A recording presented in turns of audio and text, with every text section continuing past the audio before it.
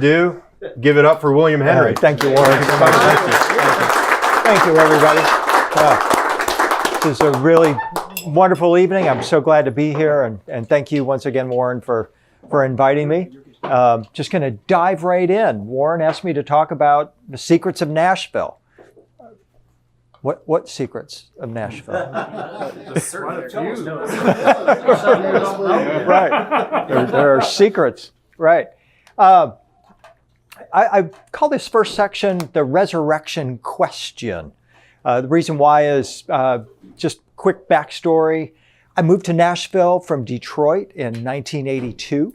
My father was in the record business at that time. And I moved down with my family, and I had planned to be an entertainment lawyer. I was going to follow my father into the music business. And I'm sure you all know about Belmont College at that time. We were just getting an entertainment music business program started, and I was one of the early people that were a part of that. Thing was, Belmont at that time was really pretty hardcore Southern Baptist. Not quite where chewing gum and dancing were prohibited, but pretty close. And so the mix with the music business crowd was a little bit of an oddball combo, right? And the catch was you had to take Bible study classes at Belmont at that time. And I knew nothing about the Bible. In our home, Waylon, Willie, Chris, and Johnny were the four apostles. And the Bible was the Bible. They still are, right? Right? And the Bible was Colorado Magazine, and my father was obsessed with taking us out to Aspen in the summertime. I don't know why we didn't go to Colorado. We came to Nashville instead and ended up staying. And so here I am, 20 years old in a sophomore sociology class, and the professor assigns us to review a book whose implications would impact Christianity and write a 3-page review of this book. So off I go down to Davis Kid Booksellers in Green Hills when it was there. And there's a brand new international bestseller on the shelves. It's called Holy Blood, Holy Grail. I pull it off. I'm like, wow, the crucifixion was a hoax. Jesus and Mary Magdalene were married. They had children. After the crucifixion and resurrection, they went to southern France. They holed up in a little hilltop village called Rennes-le-Château. And all their secrets are still there. And by the way, the Catholic Church had exterminated as many as 1 million men, women, and children Cathars who lived in that region to prevent the original version of Christianity from being taught. Is that when Hitler was Pope? Right. Right. Something like that. And I was all in. I was all in. I wrote a 44-page review for the book, and I was flunked. And my professor sat me down and said, do you believe this? And I said, well, I wrote a 44-page review, and I want to know, what were the original teachings of Christianity? I'm really inspired by this. Well, if you believe this, we think maybe you should continue your education somewhere else. And it wasn't an invitation to leave, but it was pretty close. And so off I went on my own and became what's called an autodidact, where you study yourself and you just keep going. And so as the 80s turned into the 90s, I'm still very deeply interested in the resurrection question. What exactly happened? What are you talking about? A man turned himself into light. How does that work? And anybody else do that? And what might be some of the science behind it? One thing led to another, and now I'm interested in these unusual first and second century depictions of Jesus. They're in the Vatican Museum. He's raising Lazarus from the dead, and he's got a magic wand in his hand. And I just became really fascinated by these images of Jesus as a magi. They don't teach that at Belmont. There's no pictures of Jesus walking around with a magic wand in his hand at Belmont. It's all kind of pretty much everything that happened after the church councils at 325, is the Nicene Creed and all that. But clearly the first Christians thought of Jesus as a magi with a wand. And I started looking into this wand, and it turns out it was created on the 6th day of creation, which is really early on. I mean, if you're thinking Big Bang, this is billions of years ago that this thing's created. And it was originally given to Adam in the Garden of Eden. It's a branch made from the tree of life, according to Judeo-Christian tradition. And so this branch is plucked from the tree of life. It comes out of the Garden of Eden. Enoch possessed it. Then along comes Moses and Elijah. Ultimately, Jesus acquires it. And it becomes a symbol that he is part of this transmission of teachings that goes back from the time before the flood. And you can even argue it goes back to the sixth day of creation. Whenever Jesus is performing the miracles in these scenes, turning water into wine as he's doing here, raising Lazarus, loaves into fishes, he's got this wand in his hand. Those were the miracles that were performed with this rod or wand. The others were performed by touching.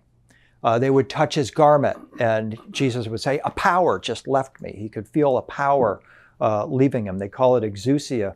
So they segregated or said, well, some of these special miracles, the miracles of transmutation, were performed with this rod or wand. And then after the time of the church councils, 325, the wand disappears and you just see Jesus waving his hand as he performs the miracles.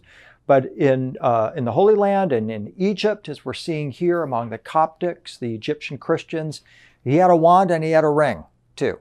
And all of these symbols disappeared. And then finally in the contemporary times, this is Peter Paul Rubens' depiction of Jesus with the Nehushtan, or the wand with the serpent entwined wand. And so I wondered, well, what happened to that? And could it be in southern France? So I started going to southern France in the 1990s. I've been there a dozen times following the Cathar Trail. You could call it my happy place, if you like. I love the rugged beauty of the place. No wonder the Cathars went there they just wanted to be left alone. They had the original teachings of Jesus and Mary Magdalene. We're going to southern France and we're going to follow this path of ascension. That's what the Cathars were all about. Love visiting that area. And then Egypt becomes my next love. I've been to Egypt 23 times since 2002. My wife Claire and I lead tours to Egypt, so that's one reason we go all the time. The other reason is because I absolutely love it.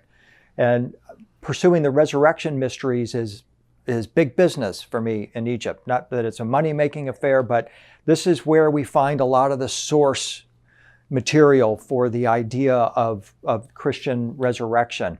And in Egypt, you're introduced to a particular device, and one that I locked onto anyway, called the head of Osiris. It's in the Temple of Seti at Abydos. Could even be a pre-flood device.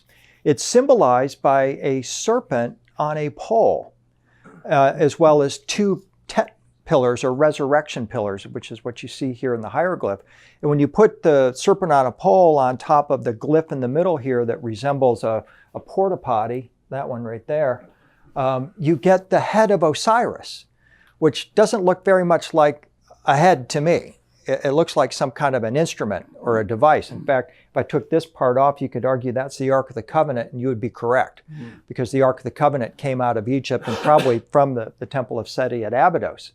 And so I started getting into the Egyptian resurrection mysteries, which are based on Osiris, and I kind of learned, the way I started thinking about Osiris is that he's a guy, he was a human, but he's also some kind of a device.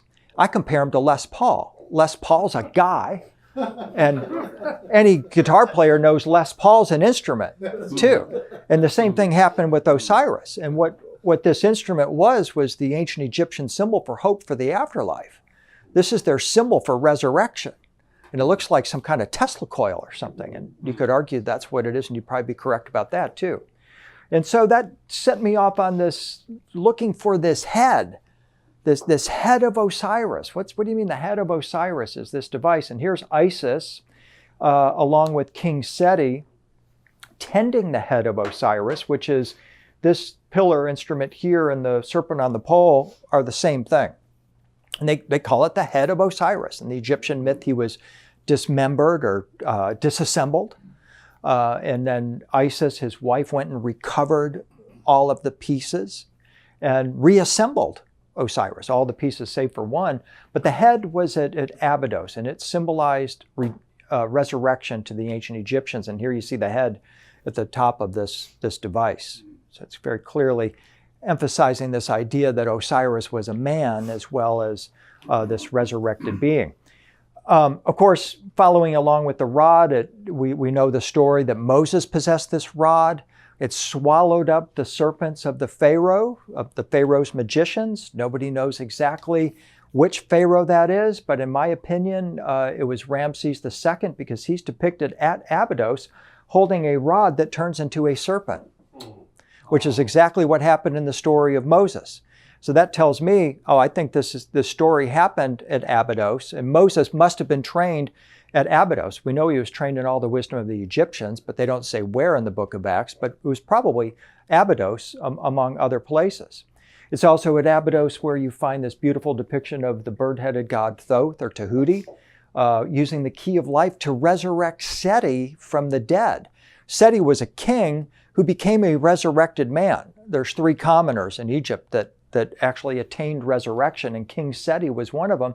And here he is, dressed as Osiris, being raised from the dead by Seti. Seti is wearing what's called the Krast garment. It's spelled K-R-A-S-T. It's pronounced Krast, the Krast garment. And I like to joke, that's how we pronounce Christ here in Nashville. People go to the Church of Krast. And little do they know they're using in the ancient Egyptian word for the resurrection garment of Osiris. Oh. Okay? So the resurrection mysteries just go on and on. But the point I was getting to is that, isn't it interesting that Thoth, the god of magic and divinity and gateways, is resurrecting Osiris with the key of life, and then Jesus is resurrecting Lazarus with a rod or wand. Phonetically, Lazarus and Osiris are not that far apart. And you wonder, well, okay, what's going on here? Oh, this is why the church doesn't want you following Jesus into Egypt, because you find all this mystical and esoteric stuff going on, especially the resurrection mysteries, and you realize that the early Christians were obviously trying to connect Jesus to the Egyptian resurrection mysteries. So that became a real important part of the work that I was doing early on. And of course, when you argue or take a look at the serpent on a pole, you could think, well, doesn't that take us back to the tree of knowledge in the Garden of Eden, the serpent winding its way up the tree? It does in my mind. And so that was another important connection that I just wanted to riff on. But in continuing with this idea of the head or skull representing the mysteries, this also translates into Christianity, where you see Mary Magdalene contemplating a skull, and nobody knows what it means. Nobody knows what that skull means. Some say, oh, that's the decapitated head of John the Baptist. And because the early Christians actually worshiped John the Baptist. They didn't worship Jesus, they worshiped John, the great Essene initiator, and he, after his head's chopped off, Mary Magdalene claims it, and this is why she's got her hands with this very famous M signature, the way she's holding her interlocking fingers, on this skull, and then the candle symbolizes illumination, and this is a highly mystical painting. Georges de la Tour, it's in the Metropolitan Museum in New York City, and portraying Magdalene as this illuminator. So I'm showing this to you because I went from the head of Osiris to the head of John the Baptist and Mary Magdalene, all these mysteries. We've talked about the head of Osiris. Now we've talked about the head of Mary Magdalene's got. Now we want to talk about the place of the skull. And by the place of the skull, I mean Nashville, Tennessee. On February 2nd, 1949, the Nashville Banner wrote an article saying the city announced a $150 prize to anyone who could explain why there was an Indian on the Great Seal of the city of Nashville. So Nashville's had this seal of an Indian holding a skull, but nobody knows what it means. So some bright person at the Banner in the Tennessean said, well, let's have a contest and let's at least come to some idea of what this could possibly be. So the Tennessean also offered prizes for the best name for the Indian depicted, because nobody knew who this was or what it meant. And though various explanations were given, even the Native American model who posed for the modern drawing was identified, but no definitive explanation was found for why Nashville is symbolized by an Indian holding a skull. They agreed, or the contest winner said this is a Native American chief, a Cherokee called Akananastada, The skull and implements of war were buried as a symbol of peace in a ceremony with General James Robertson, and tobacco symbolizes a source of wealth and a gift from the Native Americans. That's just whatever. You can say anything. This represents a Toyota, if you want. And it has as much validity as what they're saying here. Nobody knows why Nashville is symbolized by an Indian with a skull, but yet you see all these historical markers all over town. Wow. There's the Indian holding a skull. When was that originally created, that seal? In the 1920s. The 1920s. Talking to a group of people that knows why. Oh, great. Well, let me give my explanation, and then I really want to hear you. The fact of the matter is that 1,000 years ago, Nashville was even then identified as a place with a skull, or a Native American holding a skull. This is a shell gorget that was found here in Nashville that shows one of the Mississippians, as they were known, that inhabited Nashville 1,000 years ago. And he's holding a mace in one hand, he's got his forked eye here, and he's holding a skull in his hand. And so maybe this idea of an Indian holding a skull has been implanted in the Nashville thought sphere for a very long time. It most certainly has for 1,000 years, and we're still using it even today. This is an artist's interpretation of this woodlands figure holding the mace, and he's got the skull in his hand, in his left hand.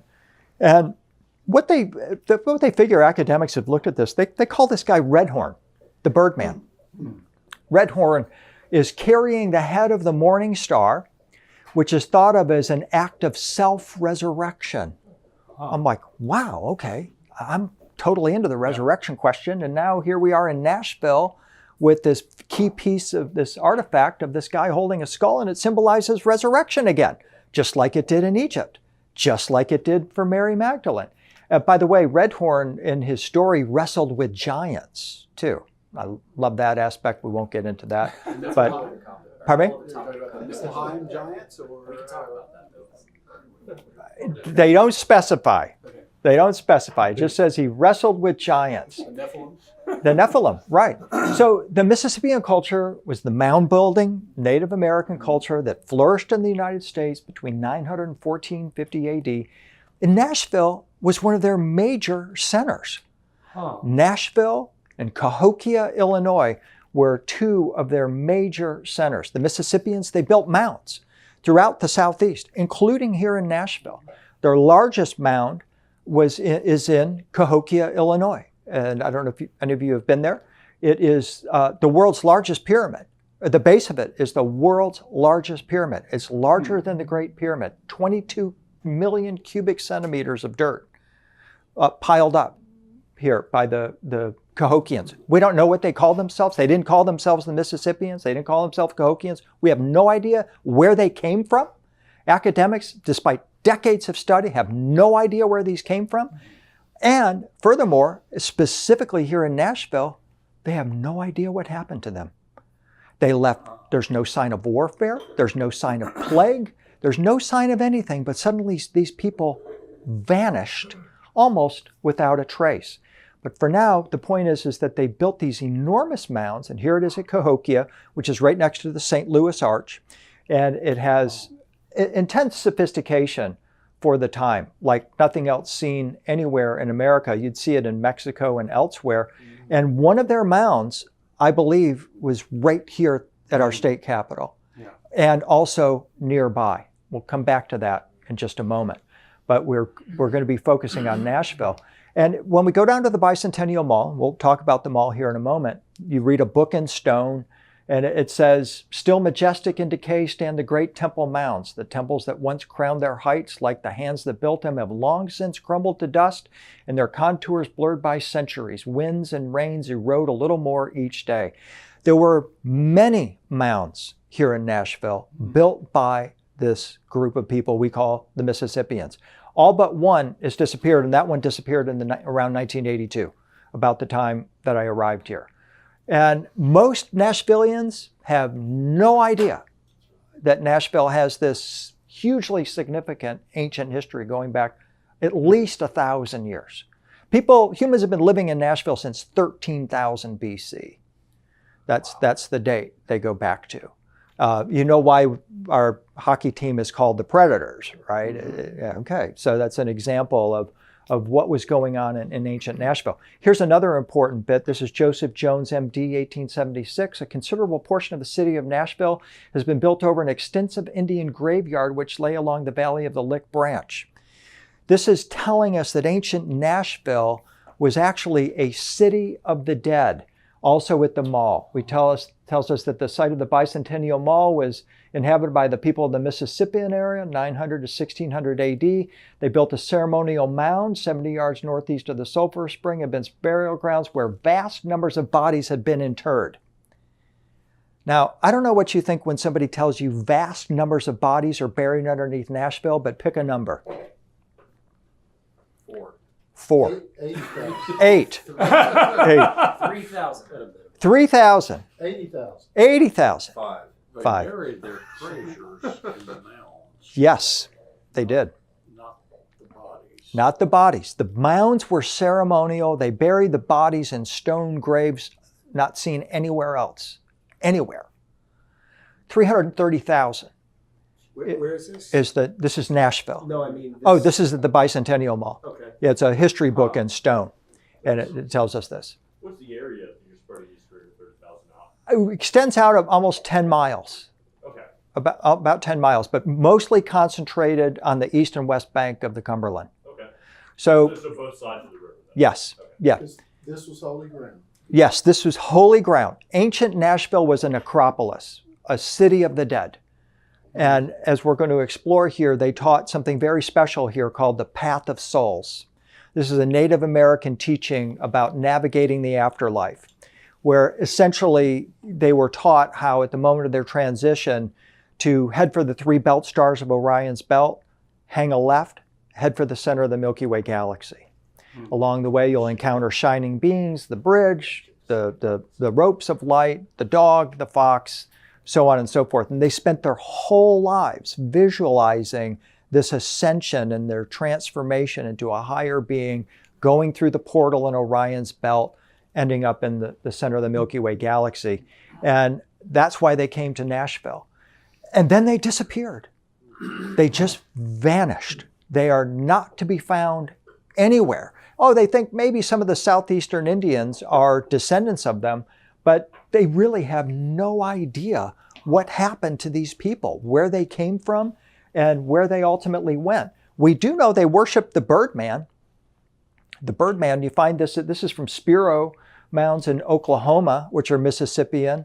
The Birdman is also found at Cahokia. They have this very famous tablet over at Cahokia of the Birdman. Looks like he's got this kind of falcon-headed sort of headdress on. On the back of the tablet, they describe this as hatch marks that represent a serpentine type of a skin. And so the academics want to say the Birdman is kind of like the bird serpent man, a winged serpent man, which in my mind, that gets some real bells ringing when I hear about the winged serpents and bird serpent men and this kind of thing.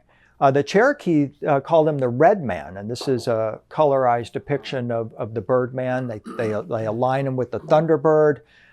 He's a being that obviously links the earth and the sky. The Native Americans had a 3-layered universe, the underworld, the earth world, and then the sky world. And this guy apparently could traverse all of the worlds, and they worshiped him at Cahokia and apparently here in Nashville, and he matches precisely with Horus in ancient Egypt. And people say, well, could the Mississippians have been in contact with the ancient Egyptians? We don't have any evidence for that, except the symbolism. Maybe they shared a common ancestor. We don't know. But the fact is, the ancient Egyptians worshipped Horus as a falcon-headed god as well. I'm into the winged serpents. They're angels. We call them seraphim in the Judeo-Christian tradition. You go back to the Garden of Eden. This is the Limborg brothers painting where you see the fall of Adam and Eve, where Eve is talking with the female serpent up in the tree. She's receiving that wisdom, and this leads to the eviction of Adam and Eve from the Garden of Eden. Yahweh, the Old Testament God, builds a gate at the east of Eden, places a flashing, flaming sword in the center, tells humanity don't come back, and then has the seraphim, the red-winged angels that we're going to see here escorting humanity from the Garden of Eden. But the promise was always held that humans ultimately could one day transform into seraphim type beings. They're the highest order of angels. They're beings of pure light. In esoteric Judaism, they believed that Adam and Eve, when they existed in the Garden of Eden, they were beings of pure light and pure love and did not have physical bodies. They did not have flesh and blood bodies. They had light bodies, radiant, luminous, rainbow-colored bodies. The only remnant of that is your fingernails and your toenails.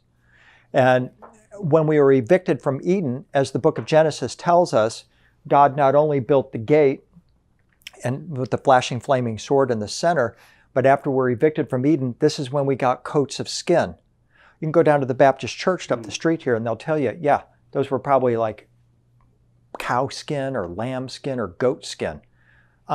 According to the esoteric Jewish tradition and Christian tradition, it's these bodies. Epithelial cells. That we now got our bodies of flesh and blood, and when this is why they're covering them up, because they recognize now they're in a different state of being. They've crossed over from one realm, dimension, or frequency, and now we're in one of these things, and now we got to try and get back through that gate. Just a couple more bits on the seraphim here. They're the serpent healers. They're higher beings, guardian angels.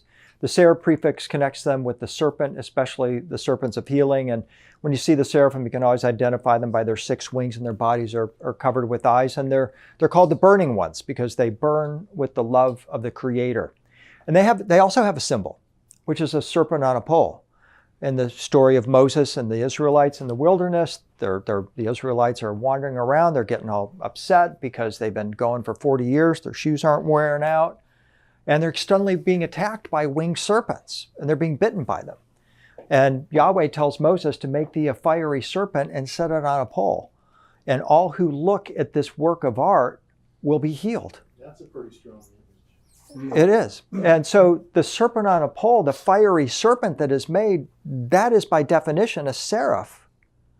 So this then becomes actually the logo or the symbol of the seraphim. The serpent on a pole is... And the seraph was the same 6-wing? Yes. Okay. Yeah. And so when Moses makes this, he's essentially calling in the healing energy, if you will, of the seraphim in connecting this incident to these angels. Now, what's intriguing about this from my perspective is this is the 3rd time we've seen a serpent on a pole.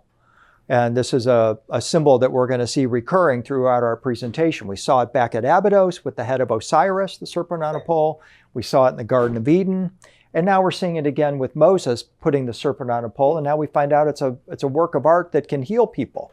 How can a work of art transmit the vibration or presence of God? It's a very important question. I've spent a long time looking into that. And I do presentations as an art historian on how art is used as a conduit to the divine realm. And it works, and it has worked for thousands of years. As the mandala. Yeah, exactly. So I'm thinking, well, what if the serpent on a pole that Moses lifted is the same as the serpent on a pole that we see here in the Garden of Eden, and this symbolism just is recurring, and it links us back to Abydos with the head of Osiris and the symbol of resurrection. Isn't that what we're ultimately looking for here? And later, Jesus picks up on this very teaching, and the Gospel of John says, just as Moses lifted up the snake in the wilderness, so the Son of Man must be lifted up, that everyone who believes may have eternal life. So one way of looking at this is Jesus is saying the serpent on a pole is the symbol for eternal life. It's a symbol for resurrection. And I would agree with that. And that's why it's become such an important part of our journey. Now, what most people don't know, what most Christians don't know anyway, is the story of St. Francis of Assisi and how in the early 1200s, the resurrected Christ manifested before St. Francis in Assisi as a seraph, as a 6-winged angel. And it can be a little bit unnerving for people to see Christ, the resurrected Christ, as a seraph. But this is the eyewitness account of Francis. This is what he's saying. This is what I saw. This is what I experienced. And Christ as a seraph beamed to me on rays of light the 5 wounds of the crucifixion. And this is why they call Francis the second Christ. and why they refer to him as a hybrid human and angel. Because after this, they start making depictions of Francis of Assisi as half human, half seraph. And again, this is the goal of many esoteric traditions is to... What's the source of this illustration, Louis? So this one is in the National Gallery in London. Giotto started it in the early 13th century, these beautiful paintings of Francis encountering Christ as a seraph and Christ beaming to him the wounds of the crucifixion, which ultimately began this process of transmuting Francis's body. And at Assisi, they believe he actually ascended. They show him ascending on his Merkaba cart into the heavens, and now he sits up at the throne of Christ. Where is that? In Assisi, in Italy. Where did this take place with Francis? Assisi, Assisi. in Italy. It's in northern Italy, relatively near Florence. Okay. And he is well known in Catholicism as this patron saint of the environment, and was given permission by the Pope after this experience to start a new branch of Christianity, which is of Catholicism, the Franciscans. So it's a very well-known story. But what is very interesting about this to me is that this is the early 1200s. Francis is having this encounter with this seraph, with Christ as a seraph. At exactly the same time, the Mississippians are claiming they were visited by Jesus. There's a book called He Walked the Americas by L. Taylor Hanson. And she documented all of the Native American beliefs about the appearance of the Pale One in America. Jesus, according to the Native American tradition, appeared multiple times after the resurrection to the Native Americans. Here's the description of when he appeared to the Pawnee people. Then a fire lit up the east sky where cloud banks had been piled up, and everyone turned in wonder as consternation hushed the chanting. Suddenly he was there among them, like a creature from another planet, shining with a strange radiance, each hair on his head luminescent, a weird glow rippling from his garments, and his sea eyes flashing with lightning. He stood staring at the Pawnee people. Whoa. When was this? Pardon me? When was this? This is in around 1220, 1230 AD. At the same time Francis is in Assisi seeing this, the Pawnee are describing something that sounds strikingly similar to me. He lit up the sky. He's burning. He's luminous. I'm thinking, well, that's pretty interesting. What if, the Pawnee people are seeing this red-winged seraph, Christ, and could that be the same as the thunderbird and redhorn that the Mississippians are describing?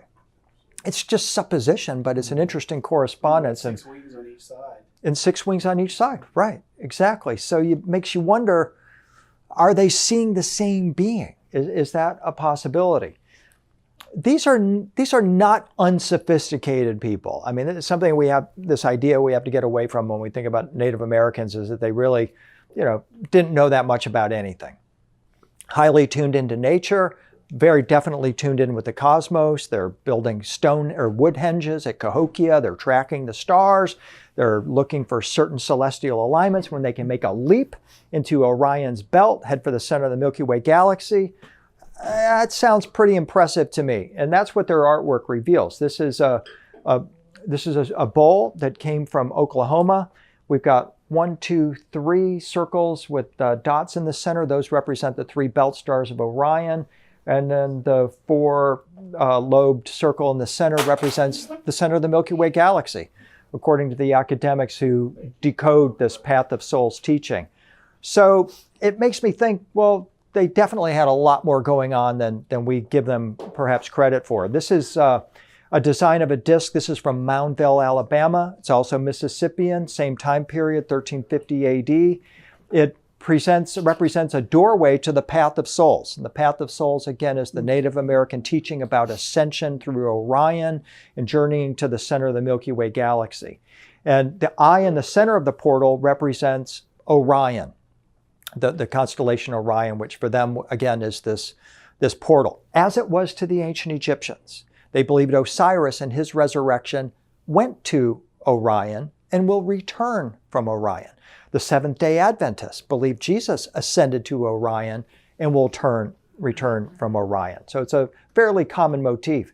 The The mythologist Joseph Campbell noted the correspondence between the hand and eye of the Moundville disc, and we see the same thing going on in Buddhism. Very interesting crossover, the fear-banishing gesture, and how this corresponds with the belief in our ability to ascend beyond duality, to go beyond the material world of light and dark into higher frequency realms. This is another Mississippian artifact. This is from Nashville originally. It was found up in Castalian Springs, but they call it the Nashville Eye or Nashville One style shell gorget. It would have been worn on the chest here. And essentially what we see are these three arms coming off the central area in the center surrounded by 8 orbs around it. And what they refer to this is the symbol for the path of souls. This is a Nashville gorget that symbolizes the path of souls teaching that would have been taught here in ancient Nashville. And of course, it's a familiar symbol. It's called the triskele, triskelion. There's different names for it. That's how I played 45s when I was a kid. That's used in So what was Japan, in anime quite frequently, that form right there. Is it? Okay, so you can see that it's taken the Nashville gorget from 1300 AD, encapsulates this symbol that's found among the Celts. Now it's found in... What was the substance of that medallion, William? It's bone. Bone. It's bone. Yep, it's bone. Indians call the interlocking triple symbol within a wheel the magatama, and the Celts see 3 legs or 3 hairs encircled. They call it a triskele. In this symbol, the aspect of motion is especially apparent, emphasizing that all phenomena arise from 3 dependencies: life, death, rebirth, so forth. So this is a very sophisticated symbol to be on a gorget here in Nashville about 900 years ago, right? And what it encapsulates, as they would have understood it, is that, hey, we're in a world of duality, light and dark, but we need a third wheel. You know, we need not the left wing and the right wing, we need the up wing. And that's what they devoted their lives to. They devoted their lives to how do we ascend, how do we get through that portal in Orion, how do we make it back to the Milky Way, if that is our ultimate goal. And it ties them into, at a subconscious level, the Celts, the Buddhists had exactly the same symbol. And this symbol might likely have originated among the Buddhists and then made its way out of the Silk Road into other cultures. You see it right here on the drum that we see here among these bodhisattvas. And we see it also here as well. It's the exact same symbol that's on the Nashville gorget that represents the path of souls. And in this case, it is the symbol for the Amitabha Buddha of infinite light. Going forward, we're tracking the path of souls symbol, the triskele. This is from the Book of Kells. The Buddhist monks go up to Iona in Scotland. They create these very beautiful gospels. And very intricately, they're showing us the Nashville Path of Souls symbol in their artwork. Wow. Right? It's the exact same thing. So a Mississippian, were he standing here and could speak English, would be able to explain to us exactly what this means relative to that. Okay? That's Okay, the so point. on. This is from the Book of Kells. Yes. And this is from the This is from Nashville Yes. in 1300 AD. And it's the same. Wow. It's the Path of Souls It's symbol. the same underlying symbol. Wow. Same symbology and ultimately the same meaning. It's about transcending duality. That's okay, because it could be that the photograph of the Book of Kells flipped it when they published the image. Here's the same symbol. Now it's in the Tibetan context. They call it Ganshe, the wheel of joy. And what it symbolizes is the wish-fulfilling jewel. The wish-fulfilling jewel. In Tibetan Buddhism, they talk about a stone called the Chintamani stone or Chintamani stone, the wish-fulfilling gem. It's an extraterrestrial stone. If you got a chunk of this, your thoughts become instantly real. And it helps you to escape the duality of earthlight. That's why this symbolizes both that transcendence, but also this stone. And so here's once again the Nashville symbol. Like a philosopher's stone, I think is what this is. It is the philosopher's stone. This is where the philosopher's stone came from. And so here again, I've superimposed the Nashville symbol over the Tibetan Ganshe wheel of joy symbol. And it's the exact same thing. This is going counterclockwise. Go to the next one. Go back where you were on the other one. Yeah. It's going clockwise. Yeah, and again, it could just be the photo has been flipped. Here's the wish-fulfilling gem. This is a bodhisattva, it's actually Kuan Yin, holding this transparent jewel they call the wish-fulfilling jewel or the Chintamani stone. And it does have definite correspondences with the Philosopher's Stone and the idea that it is this ultimate get on earth life is insisted upon in Tibetan Buddhism. And here again, it's shown as this transparent globe. Here's another example of a bodhisattva holding it. He's got his resurrection stick in his hand and holding this transparent globe. And what this means is that this is a being who has transcended earthly reality, can dissolve their body into what they call the rainbow light body, can travel to distant star systems and phase back into their physical flesh and blood body if they choose to do that. They would choose to do that as bodhisattvas because then they can deliver more compassion to the world. But you get the idea here that this is the wish-fulfilling gem. And I inserted myself into the Leonardo argument a couple of years ago by observing all the Leonardo aficionados said, oh, Leonardo made a mistake when he showed this crystal ball here and those 3 dots, that's a mistake. And it's like, it's not a mistake. No. Leonardo didn't make mistakes. The 3 dots or the triple dots are the symbol of the Chintamani stone in Tibetan Buddhism. And the square. And then the square. Yep. Well done. Way to go. So, What do you make of the 3 fingers? well, that is one of the mudras that he's offering there. That's the yang mudra. Which one? Yang, Yang. where it's the fire. The other one's done this way with water. Okay, very good. The one finger is John the Baptist. Right. One finger up is John the Baptist. But yeah, that's Yeah. right. So this is another crossover into Christianity, which I'm always looking at. I'm trying to understand Christianity in its original context. It was originally Jewish and Buddhist with some Zoroastrianism thrown in, Egyptian mysteries as well. And so here this shows us the triple dot symbol. Now, the other reason I'm showing this to you is because it brings in another important part of our conversation, and that is I first learned about this stone by following this man around. His name is Nicholas Roerich. In the early 1900s, he was a world-famous Russian mystic and guru and a painter as well. And he sought this stone. He sought this wish-fulfilling gem in Mongolia, and he found it. He made hundreds of paintings, and in some of them, like this one here, he inserted himself along with the Holy Family of Jesus seeking this stone and recovering it in Shambhala. You know what that is called, right? The actual painting? What do you call it? It's called Burning the Dark. He titled it Burning the Dark. Uh-huh. And if you could see it, you'd Burning see, the Darkness. yeah. Okay. Orion is right up at the top up here. Roerich was entirely devoted to transforming humanity through the acquisition of this stone. And so much so that the triple dot symbol of the Chintamani became the logo for his Pax Cultura, as he called it, which was intent on changing the world through art, essentially. And so he was known for doing that. He, along with Henry Wallace and FDR, reformed the archetypal trio of the 3 wise men. And FDR and Wallace sent Roerich to Mongolia to reacquire the stone for them.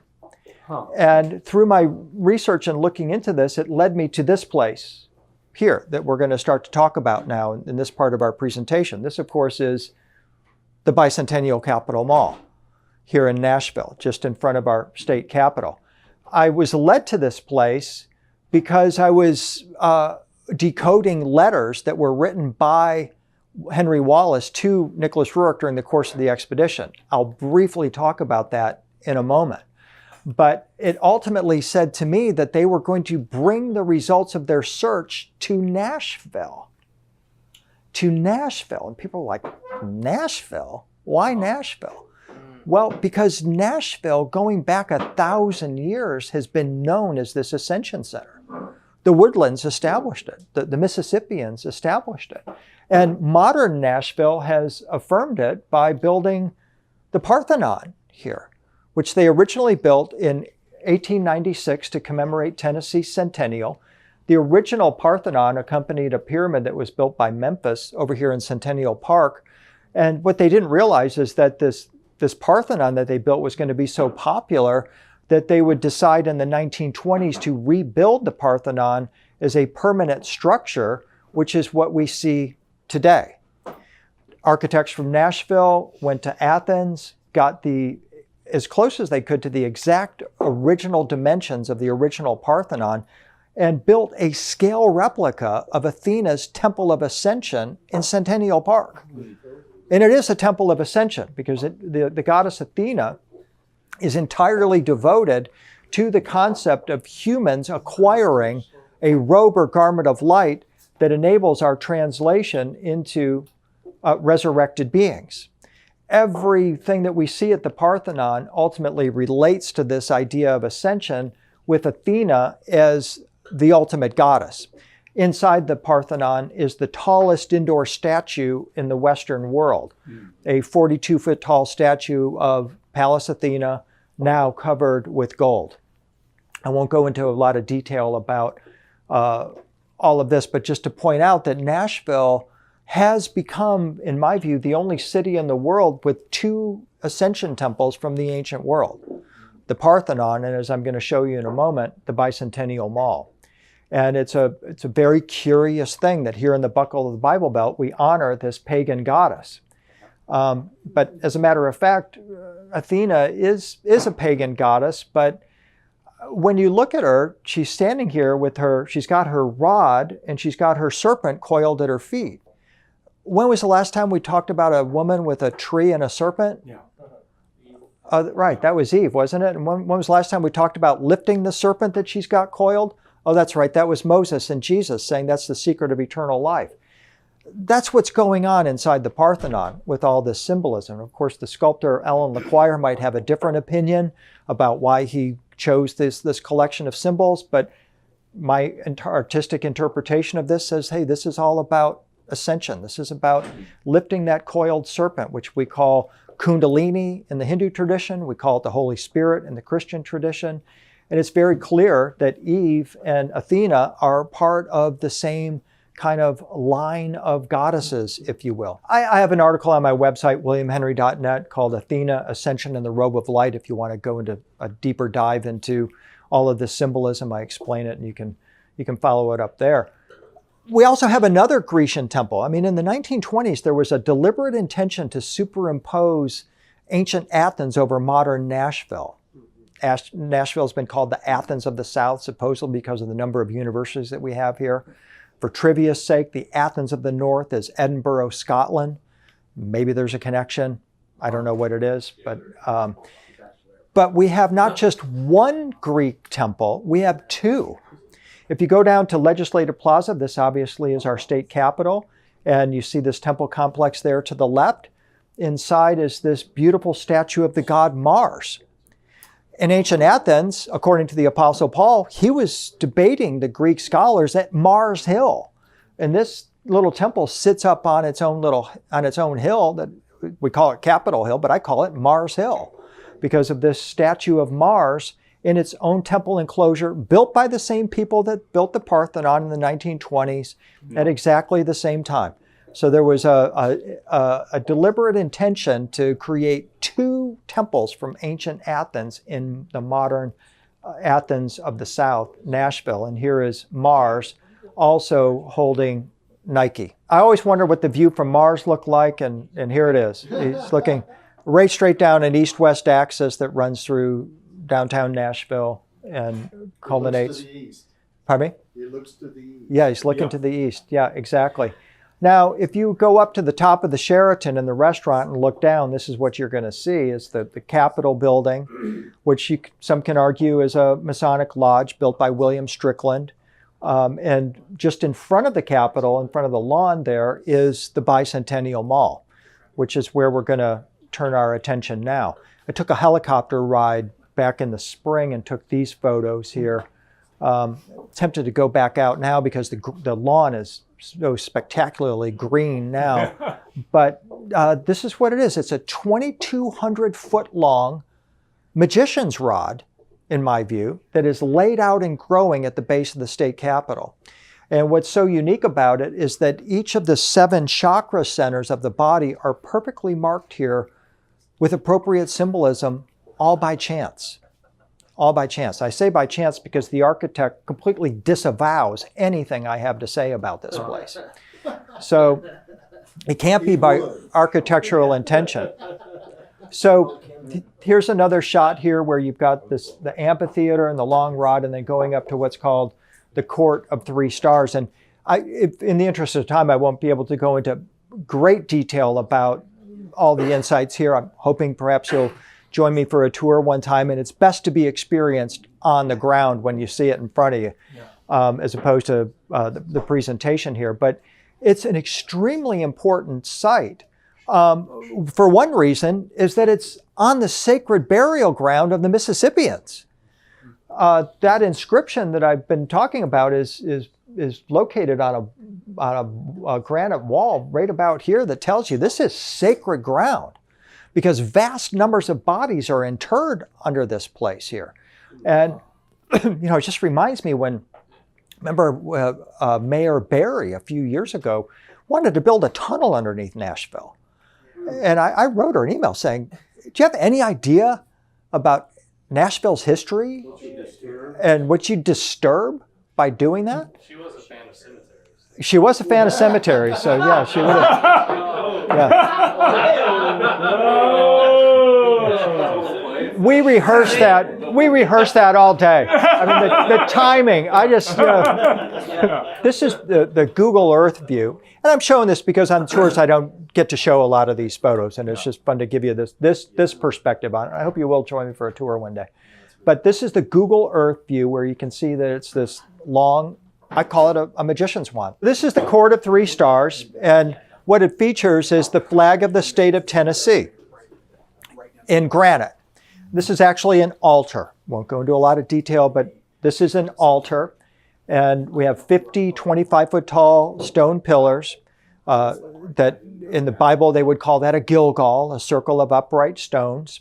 That word Gilgal is picked up from the Old Testament, put in the New Testament at a place named called Gilgotha, which means place of the skull. Oops, we're back to that again. Yeah, so Nashville, the guy holding the skull, and now we got the 3 stars here, which happens to be the third eye, or the 6th chakra. And those 3 stars correspond symbolically with the Nashville Path of Soul symbol once again. And as I mentioned earlier, and I'll just briefly go through this, I found this place, when they were building this place in the 1993, 1996, I had an office at the top of the Renaissance Hotel. It was a closet. It was a beautiful space. It was like 12 by 6. And Ted Welch couldn't rent it to anybody else, but I wanted it. And so he let me have it. And it was wonderful. And I'm looking due west the whole time that they're building the Bicentennial Mall. And I remember the state office worker saying, yeah, they're building a UFO landing pad out in front of it. It's like, what are you talking about, And then a couple of years later, I started getting deeper into my Holy Grail research, and I find out that FDR and Henry Wallace and Nicholas Roerich reformed the archetypal trio of the 3 wise men, and they send Roerich to Mongolia to get the Grail for them and just look for signs of the second coming. And evidence of this comes from his connection with the Buddhists. And remember, Roerich wanted the stone. He wanted the Chintamani stone, the wish-fulfilling gem. And this letter, dated March 12, 1933, written by Wallace to Roerich, is the letter that led me to the Bicentennial Mall. Before that, I had just, again, no interest, conception, attraction to it whatsoever. He says, Dear Guru, because Wallace was a disciple of Nicholas Roerich, I've been thinking of you holding the casket, the sacred, most precious casket, and I have thought of the new country, which is America, going forth to meet the 7 stars under the sign of 3 stars, and I have thought of the admonition, await the stone. Wallace is clearly saying to Roerich, we're waiting for you to get the stone, which is this one, the Chintamani stone with the triple dots, right? And he goes on to talk about the people of northern Shambhala and the successor of Buddha, and historians have read these letters and said, Henry Wallace, you are a kook. You're nuts. Depression, Huh? Drive out fear.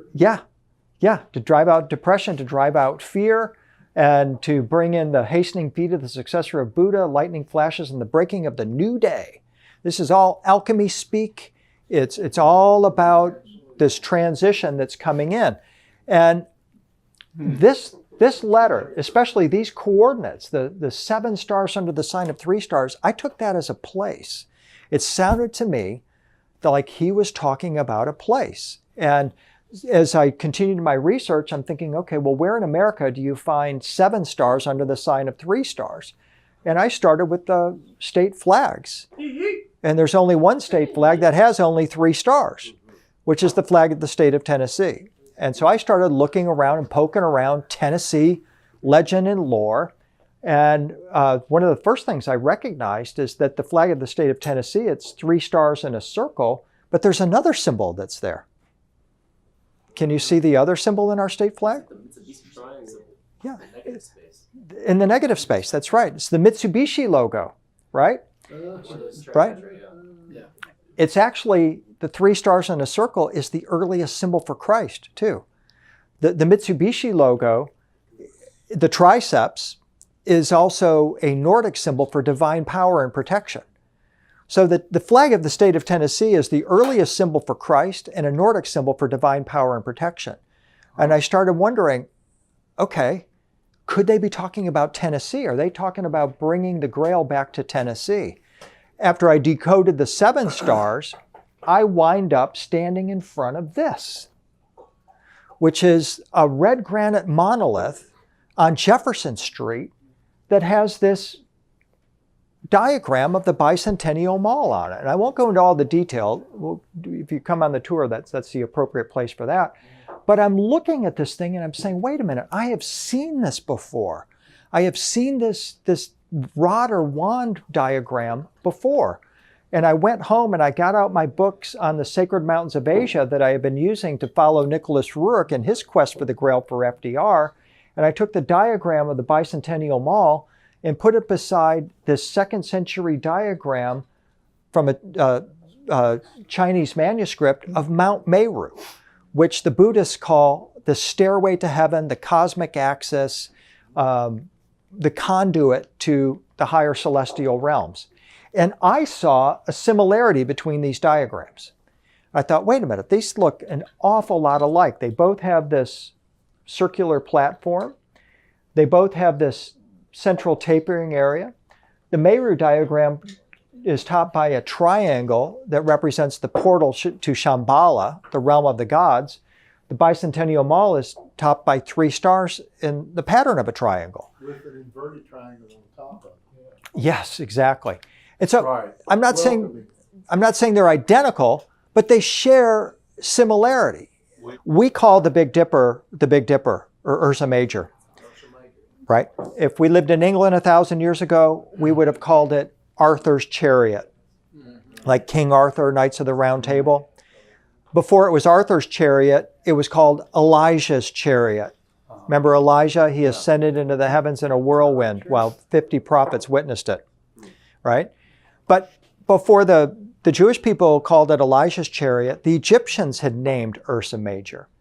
They called Ursa Major the casket of Osiris. Oh. Well, wait a minute. Nicholas Roerich was talking about a casket back in this letter, the sacred, most precious casket that presumably held the stone. So I thought, maybe I'm getting hot here. So I kept digging into the constellations. And before the Egyptians named the constellations, the Sumerians named the constellations. Their name for Ursa Major was Nash. Oh. Nash. And what Nash meant was the sacred casket. And I'm like, what is this? Like, And we live in an Acropolis. right. Was this like some kind of Star Wars story that they're recalling, like some planet blew up in Ursa Major And they remembered. And then some of us moved to Earth, but we remember the sacred casket of Ursa Major, right? And so it was at that time, just through serendipity, coincidence, whatever, that I learned that ancient Nashville was a giant Indian burial ground. That the Mississippians had put 300,000 people underneath Nashville, and it was a sacred casket. Wow. And right, exactly. So that's what led me to start driving around Nashville saying, where's the Holy Grail in Nashville? So that's how I got into this and linking Nashville with the Meru pillar here. And this is typically how you'll see Meru presented with this circular area representing water. Got this palace here in the center and then this spine going up into the celestial realms. So it's just, you could say, this is just pure coincidence. This really means nothing. Buddha's not coming down into the Bicentennial Mall and going to the farmer's market and getting a coffee or whatever. It's like, I get that. But there's enough here to connect the dots that you think, there's something really special going on here in Nashville. And we've only just kind of scratched the surface of it. The things you guys are bringing up tonight are taken into a whole new dimension and another deeper, even deeper dynamic. And I've had the pleasure, really, for the past 20 years. It was 1999 when I started really writing about this, 2000, started taking people on tours. And I've walked this place with thousands of people since then. Artists, musicians, writers, painters, shamans, engineers, you name it. And they all get it. They all get it. And that makes it a really special place. And it must mean that Nashville has a special place. And I don't think it's a special place in the past. I think it's something yet to be for Nashville. And I can't say I know what that is or have a sense of what that is, but I think that Nashville is just stepping into its real destiny. By the way, this is called the Meru Cosmic Axis. The Meru Cosmic Axis. And a lot of Nashvillians don't know that the original name for Middle Tennessee was the Mero District. The Mero District, right?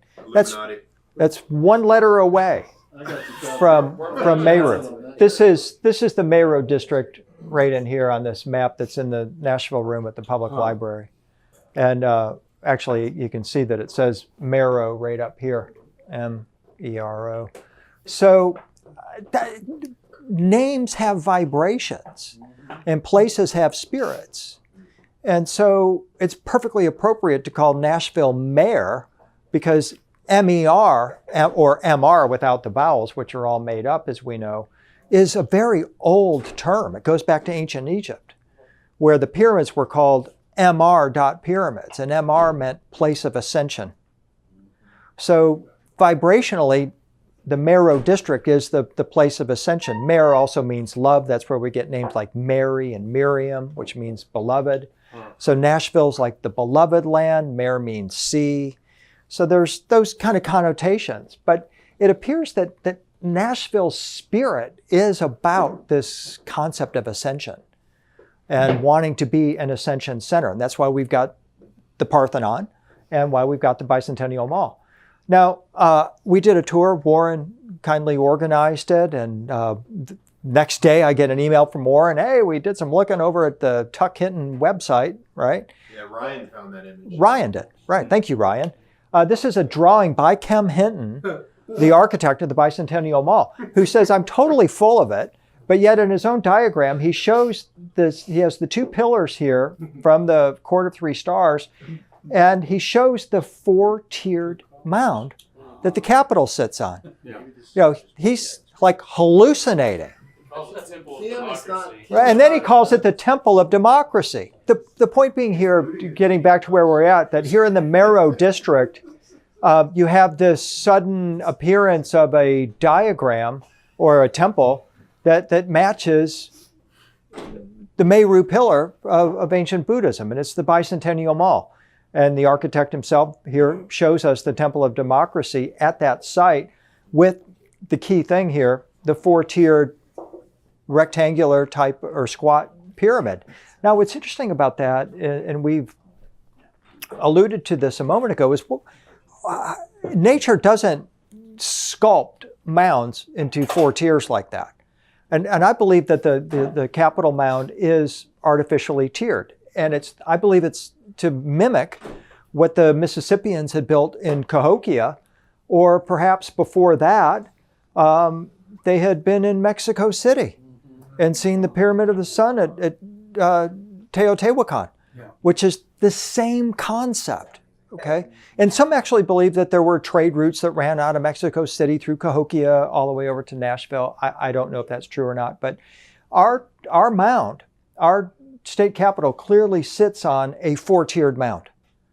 And even Kem Hinton in his diagram a moment ago is emphasizing the 4-tiered nature of it. Now, when the Cahokians or the Mississippians were here, they would have had their own structure on top of here. There was a Catholic church here before it was torn down to build the state capitol.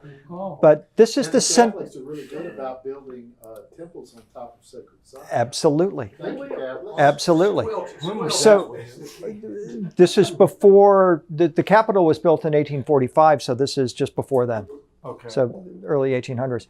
So our state capitol sits on what could be a Mississippian mound. And the site of the Bicentennial Mall is a holy site because of the bodies interred within it or beneath it.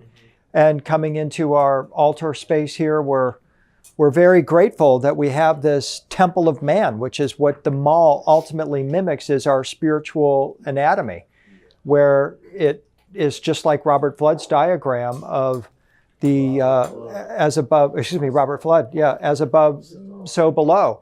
It's What was that from? The- What was that diagram? It's like a video game or something. oh yeah, that's going to be my conclusion. Jeez, Morris, let the man finish. Yeah. So We're moving I- to the video game. I've tried to skim over a lot of stuff here because obviously we could spend hours and hours Yeah. going through all the details. And again, not to press you to take a tour, but the other aspects of it are best experienced on site. But what I enjoy doing and don't get to do very often, and I'm grateful for the opportunity to do so tonight, is to share with you, in conclusion here, some graphics that I had created. I think it was about 10 years ago. I had, through a serendipitous, a serendipitous encounter, I met an artist from Arizona named Jack Andrews. And he's a 3D artist. And I'm like, dang, Jack, you know what I've always wanted? I have this blueprint from and I'm not going to tell you what it is, Jack. I'm going to send it to you. It's a 2D diagram. And I would love it if you could take it and show me what this thing would look like in 3D. And he says, sure, no problem. I can do that. So I'm trying to, come at this blind. And so I email him this diagram and say, now, Jack, just take that. Show me what it looks like in 3D. And here's what he comes up with. This is a diagram from a 2nd century Chinese manuscript of Mount Meru. And I said, Jack, don't fudge it. Just show me what is there. If I'm giving you a blueprint, render it for me in 3D. And this thing looks like some kind of I had previously had a scientist once. I was down in Florida talking about the FDR, Rurik and Wallace connection and the Meru connection. And this guy comes up to me afterward and he goes, well, I was pretty much asleep through your presentation till you put up that blueprint. And I'm like, what blueprint? And he goes through my slides until he comes to this diagram and he says, this blueprint. And then he tells me that he designs particle beam weapons for the US military and tells me that this is a blueprint for a particle accelerator. That the weapon is down here, it rotates on this platform, and this is the electromagnetic pulse coming out of the weapon. And I'm like, And that's the projectile on top. right, that's the projectile on top. And I'm like, okay, so what's a blueprint for a particle accelerator doing in a 2nd century Chinese manuscript? And why does it match up with the Bicentennial Mall in Nashville? I I thought you were going to say that was WSMP's antenna. Yeah, exactly. And so I have Jack come up with this, and it's like, dang, this looks like some kind of a a warp craft being spit out of some kind of a particle accelerator. Here's the base of it. There's the concentric rings. And then here are the 4 mountains at the base of the Meru diagram. And then you got this sort of pulse shooting out of here.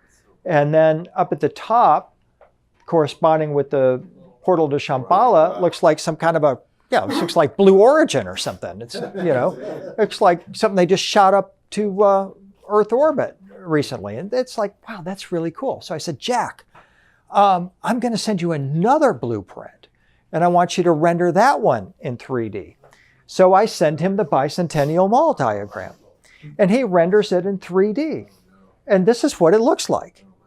And this is 10 years ago. So I'm sure a 3D rendering program today would be even more mind-boggling. And what was strange about it is that we look at that and go, that looks like Darth Vader's helmet down here. And I said, Jack, why did you put the meditating Buddha up near the Court of 3 Stars?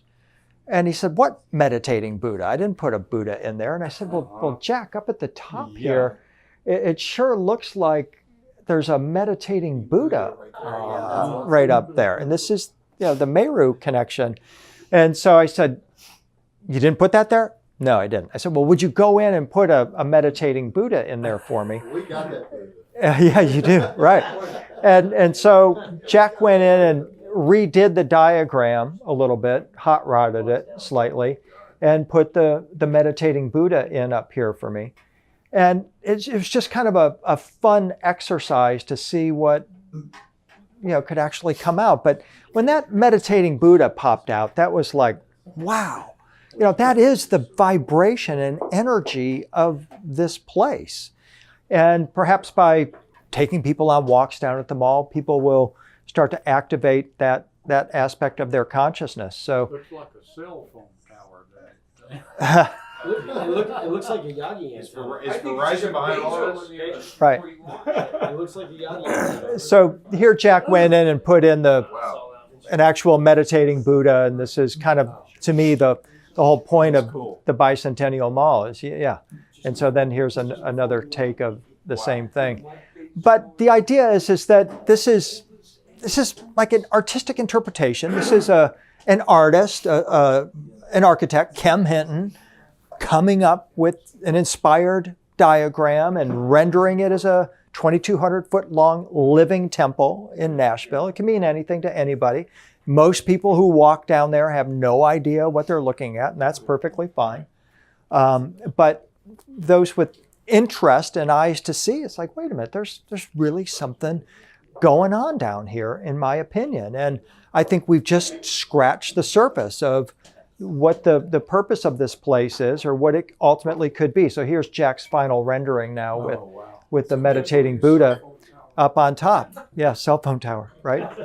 So, That's amazing. Oh my God. we've got this just extraordinary place downtown that spits out and continues to spit out this wonderful symbolism. Nobody has any idea. Nobody has any idea. No one has it. But at least they still reap the benefits of spending time there and bringing their children there. And, Absolutely. It's sacred ground. Yeah. It's sacred ground. And it's made even more sacred by the people that walk it with intention now that we're creating this. What does he mean this by those wings? I don't know. Okay. I don't know. So in conclusion, my final point is that the Bicentennial Capitol Mall is unfinished. It's unfinished. The architect Kem Hinton had placed a diagram in the Nashville room of the public library saying, this is what I envision the mall actually looking like when it's completed. we need to go finish it right now. I need to go get the diagram. Let's go. So, I got 8 seats in my SUV. Let's go. Do you have a slide of that? Here it is. Here's his completed mall. There's the snake. There's the snake. You said it, not me. You said it, not me. Wow. The completed mall is a Nehushtan. Wow. It's a serpent on a pole. It's a symbol for resurrection. And when I first found this is the early 2000s, I'm thinking, oh, they're going to do this in 2012. They're going to do this for like 2012. Major big thing going down. Surely they're going to put this river snaking along here in 2012. And then I realized, well, maybe the river's underground. It represents a current or a vibration that's present. Represents a serpent. It's the serpent, Dan. Of course it is. It absolutely is. There's no question in my mind that he had in his vision creating a Nehushtan. And that would link it with what we talked about with Moses. And it would also, of course, finally link it with what we see with Jesus holding the serpent. And that, in my view, is what the Bicentennial Mall is, and my resurrection quest and the questions continue. So thank you all very much for your kind attention and input. I really appreciate it.